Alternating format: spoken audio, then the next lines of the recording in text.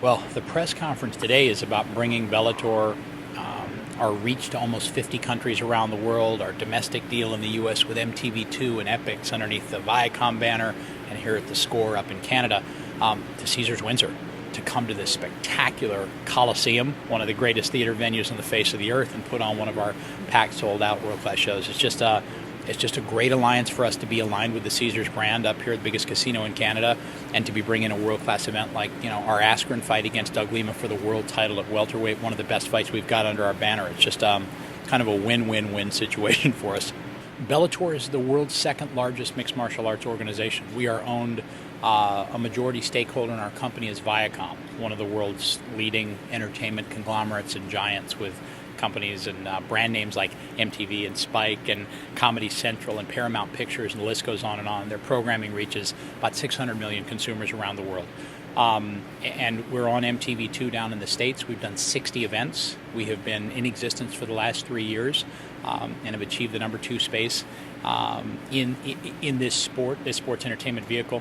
What makes us different from the UFC, which is really the leader in our space, is that everything we do is tournament-based.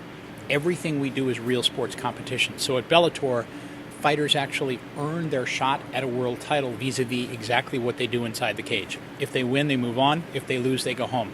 It's all tournaments. It's 8 men. It's 3 fights over 3 months. If you win it, you get a $100,000 check, and you earn the right to fight for our world title. So Douglas Lima, who was here today, earned the right to fight for our world title by beating 3 competitors in an 8-man tournament. There were 8. There ended up with 1. It was Douglas Lima. He's going to fight Ben Askren for our world title. It's just like hockey or soccer, basketball, football, baseball, tennis. You start out with a big group. You end up at the end of a season or a tournament with 1.